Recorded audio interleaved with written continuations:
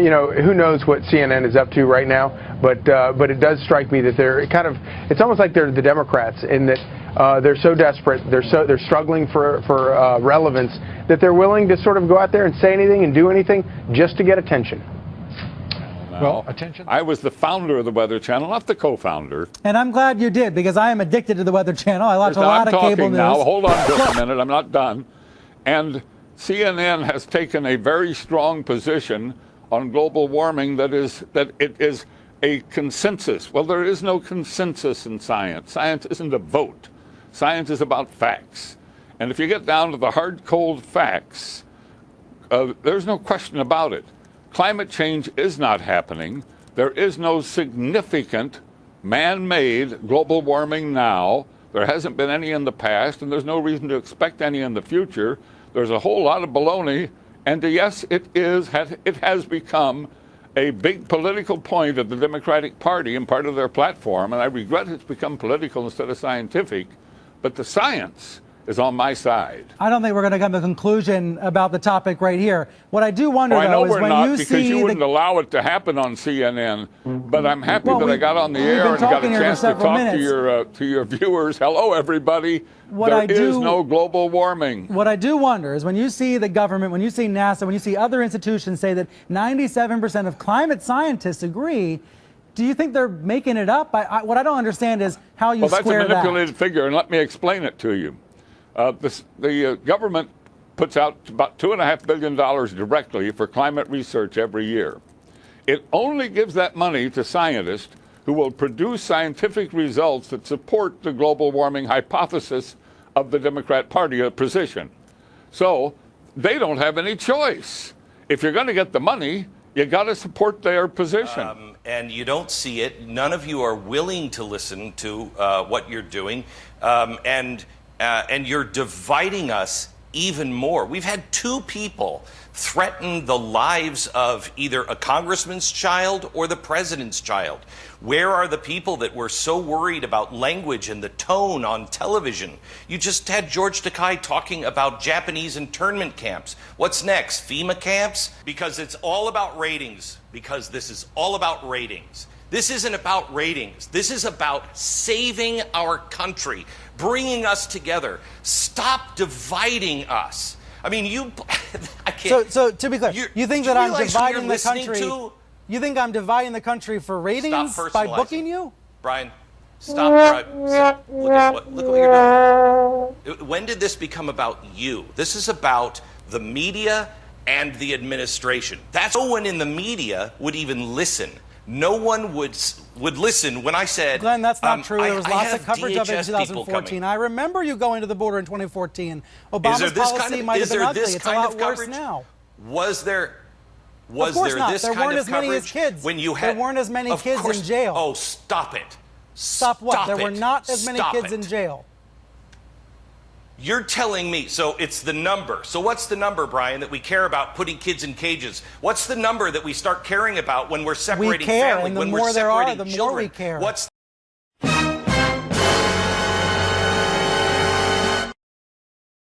We're going to be the bigger person, bigger people here. We'll give you the last word, sir. Go ahead. Last word is you're not the bigger people. Don't kid anybody. Let anybody watch this and see that CNN removes you from the screen when it doesn't like what you think. And you know what? Well, Don, it's not about race, as you like to make it, because that's easy and lazy. It's about economics. My comment back to Maria is your children are going to have a much better economic future and a better chance for you know what, John Fredericks? You know what, John Fredericks? Yeah, I'm going to cut you off. Can we please cut him off? Can we take him off the screen? Can we get rid of John Fredericks? Thank you. And you know what? You're not CNN, Don. And Tubin, you're not CNN. You have not acted in a respectful way, and in fact, disgraceful. You're more like Martin Bashir. Yeah. Appreciate it. Thank you. Merry Christmas to you. Jeffrey, live with it. Merry Christmas to you. Thank you. Being horrified by race mixing, and it's all just fun, how is that okay? It's not okay. That's called journalism. That article describes some of what was going on in the alt-right, and you just said that that's the first time that you read that article. I mean, I would have expected that you would have read the entire article before coming on the air and making outrageous claims. Let me hold on here. I don't read a lot of Breitbart because, quite frankly, I'm offended by a lot of what they put up there. I have read it. I haven't read every single article on Breitbart, and I'm sure you haven't read every single article on Breitbart as well. My question to you is that why he is promoting this? He is saying that his website is the platform for the alt-right. Traffic in that, if he's not, is that even more insidious if he's not, but then he traffics in it? Can you name for me, Don, one white nationalist article at Breitbart? Just one. I saw that whole build-up segment. I didn't see a single white nationalist article. Not one. There's an article that was sending me off. Wow. Brian, thanks a lot. I think that's the most ridiculous question I've ever heard. I'm sitting here ready to talk to you about the detaining of children and parents and trying to break families apart, something that has been happening with Janet Reno. That's why it went to the Supreme Court in the first place. With Janet Reno, it's been happening. We want to stop it, and you want to play those games? Have a nice day. What game did I just play? There, you know, if you're going to report something, you have to get the facts right. Breitbart News has nothing to do with birtherism, absolutely nothing. And I can tell you that firsthand because I'm the person who reported on some of that phenomenon. And you have to make sure that you tell your viewers the truth about this. Yes, we'll discuss that with Kurt as well, who is a spokesman. And Governor, what do you think about President Trump rejecting the practice of putting out an official White House statement about John McCain's service and sacrifice? Look, that was printed in the Washington Post, and I have to be honest with you, I don't give much credence to what I read. We also have that reporting. Yeah, well, same thing applies, Alice. Governor, Monster kill. you come on CNN, and we appreciate you coming on CNN, and we appreciate your take on it. But I don't appreciate you denigrating our reporting. I think that you know we have excellent reporters here. But are you saying that you don't want to believe that? You don't want to believe that President Trump would do that about John McCain? I'm saying that I don't want to comment on a report that I haven't satisfied myself is correct. And if that report were true? I'm not going to answer the hypothetical. It's not hypothetical. This is our reporting. We have rock-solid sources in the White House that there was a statement that was drafted. To talk about John McCain. I'm here to talk about John McCain as I remember him. I'm not here to talk about the press's handling of a difference between the White House and the press corps at this time. It's not the press's handling. It's President Trump's handling of John McCain's death. Okay. Look, John McCain was a great American who deserves to be recognized as a great American. He is being recognized by his colleagues and his friends around. Melania Trump has certainly put out an exceptionally strong statement outlining the appreciation for his service.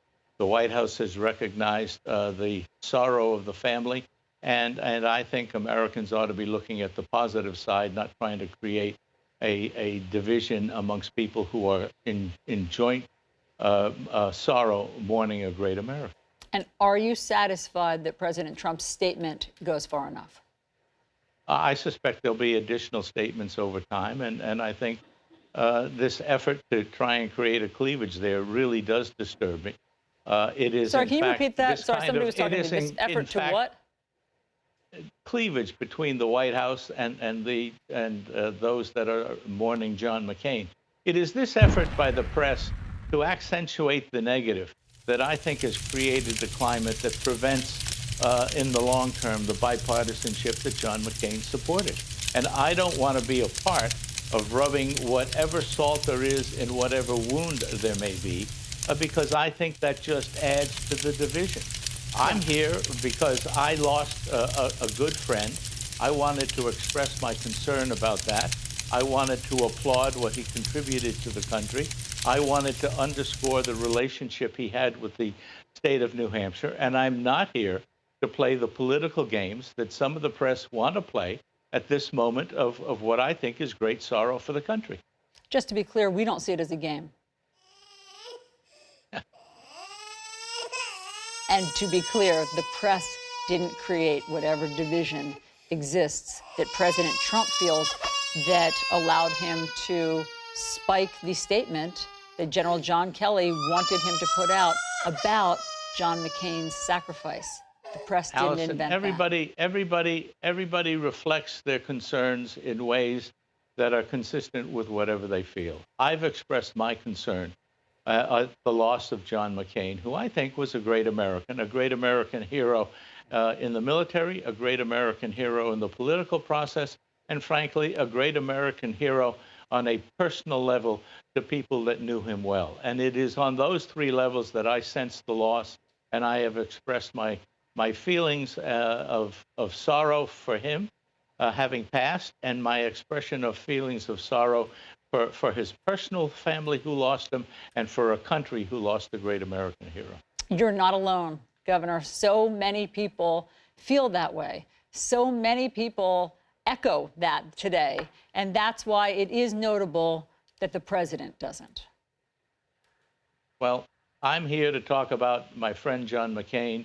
You appear to be here to talk about something that you think you can exploit, and I find that rather unpleasant.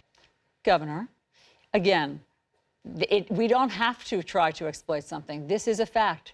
This is a truism. Well, why are you dwelling on it? I have given you my comments. I have given you my comments on it, and I'm here to talk about John McCain. Fair. And I just reject your premise that this is something the press has created. It has been customary, probably since George Washington was president, to honor a war hero.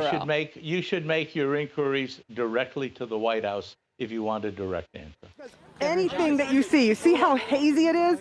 That is all tear gas, and it is extremely strong. If you look just now, I'm going to try to sort of stand in the street a little bit. You look there.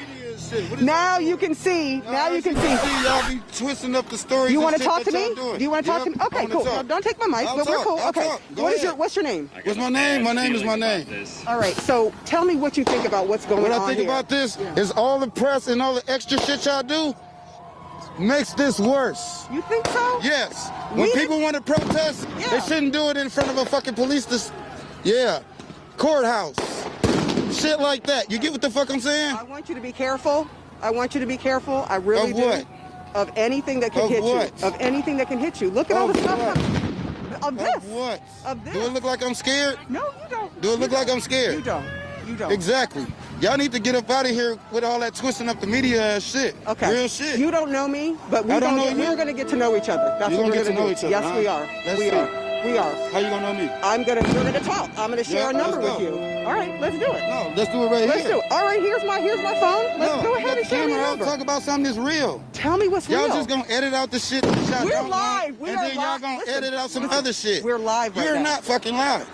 I'm live right now. I don't care if you live or not. Okay. Y'all doing all the extra shit for the backhand shit to make people look all crazier than what the fuck they are. All right, then you watch us because that's where we're going. All right, so everybody's got a hot.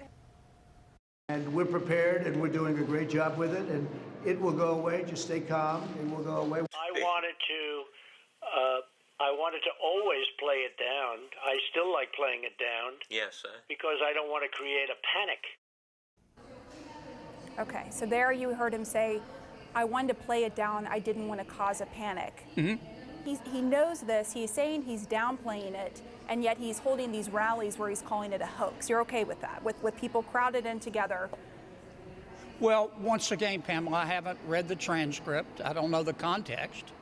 You just played an excerpt for me. What I heard the president say was that he didn't want the American people to panic. I don't think any of us want the American people to panic. Showing the president's improving his numbers and his standing. It looks like I think the message I just don't know why he goes out there and lies about the polls. He knows they're real. Well, I think he's very frustrated because, you know, like this memo that came out this week, this whole case has been about a false, fake, phony allegation of a crime. It's been about a fake allegation in search of a crime. Usually when you have an investigation, the Justice Department or whoever, you have a crime, and then that leads to an investigation of who did it. But the Trump Tower meeting was not fake. George's meetings were not fake. Carter Page's chats with the Russians weren't fake. The Trump Tower meeting was not a crime. It was not collusion. It was just a meeting to find out information. You can We question don't know whether the that for propriety sure. was good. Well, we do know pretty much what's happened in that meeting, and it was not a crime. And they had a meeting. Well, see, Brian, you at CNN and all the other networks have been covering this for 18 months. Give me one piece of evidence of collusion or a crime involving the president or his associates involving their campaign. It hasn't been 18 months, and I think you're painting with a really broad brush when you say all of CNN's been doing something. It's definitely been 18 months because we know the FBI opened the investigation based on political evidence in the middle of the campaign. The coverage we had an started. We had an unprecedented surveillance, and he says that at least 100 members and associates of Donald Trump were surveilled and unmasked. And I think that's the big story. Why did that go on based, again, on a phony allegation in search Because of a there were crime? And very real fears that there was something very suspicious going on with Russia. You can't base, Don't you want to know? Just because a liberal group has a fear about a conservative candidate doesn't mean they should open up a political investigation. There's a circular illogic to everything you've been saying. You create the false allegation. The president says, hey, wait a minute, you guys are after me. This is a political witch hunt. And then you turn and say, oh, he must be obstructing justice. So there's no one. They didn't deny it. I put it in front of them 3 times. To be clear for our viewers, what you're talking about now is a check mark. That's a verification on Twitter that did not exist on that particular tweet. A 2020 that should have actually read 2021, and the selective editing, you say, of the tapes. Is that how? Is that the evidence of what you're speaking? Wait. That's not enough for you? That's not enough for you? Wait. No, Sir, no. I'm trying. Listen, I am not a juror in this trial. What I'm trying to be clear for our viewers is what you're referring to, because not everybody has been following. It's not okay. Not everybody, to doctor sir, a little bit of evidence. Respectfully. I have not said it is. I have not said it is okay. Ma'am, your question is I want to be clear for our viewers. Listen, what I want to be clear for our viewers about what exactly you're saying when you say doctored evidence. The media has to start telling the right story in this country. The media is trying to divide this country. You are bloodthirsty for ratings, and as such, you're asking questions now that are already set up with a fact pattern. I can't believe you would ask me a question indicating that it's all right just to doctor a little bit of evidence. There's more stuff that we uncovered that they doctored, to be frank with you, and perhaps that will come out one day. But we won this case, and I'm not a sore loser, but what happened, or a sore winner, I should say, but what should happen is somebody should look at the conduct of these House managers. It's unconscionable, aside from all of the due process violations that my client had. And the media should be looking at a square, straight way. The straight way. When I watch the news, I watch one station and it's raining. I watch another station at the same time and it's sunny. Your coverage is so slanted, it's got to stop. You guys have to stop and start reporting more like PBS does rather than a TV news show that doesn't have any journalistic integrity at all. What I'm telling you is that they doctored evidence. And I believe your question says, well, it's only a Twitter check and changing a year of a date here. They switched the date of a Twitter a year to try to connect it to this case. That's not a small thing, ma'am. The other thing they did is they put a check mark on something to make it look like it was a validated account when it wasn't. And when they were caught, they didn't say anything about it. They didn't even try to come up with an excuse about it. And that's not the way our prosecutors or our government officials should be conducting themselves. And the media shouldn't be letting them get away with it either. I'm tired of the biased media on both sides, left and right. What this country wants, what this country needs, is this country to come together, to take the left and the right and find a middle ground and start responsibly being our public officials, our elected officials. And one of the reasons why they do it is because of the media, because the media wants to tell their narrative rather than just telling it like it is. And frankly, I'm tired of it. I'm not a media. I'm not in front of your cameras all the time. But what I've been subjected to this last week. I understand, and I've given you the opportunity. You don't want to hear the truth. Yeah. Okay. I've given you the opportunity. I will remind you that what I said was that for our viewers who have not been following all of the hours of this trial, to be clear about what you are speaking about. And I understand I'm speaking that you about seem the House very manager's upset. failure to prove their case. That's what I'm telling And you. They weren't able to won prove their the case. acquittal. You have won the acquittal of your client. Yes, and if you'd I like did. to continue to talk about this conversation, we can have that discussion. I don't need to. But for me to ask a question, to clarify for our viewers, a slanted question that was set up question. to say it's okay for them to cheat. That was your question. Isn't it okay for them to cheat? I didn't say it's just that. a little bit. You said, to be fair, it was It's only fine. a check I on the understand. You're Twitter. not- That's what you said. You got to live by your words. That's the problem. The media has to start living by the truth and not try to create a narrative. Michael Van der Veen, Yep. thank you for joining us. I do appreciate. Yep. Okay.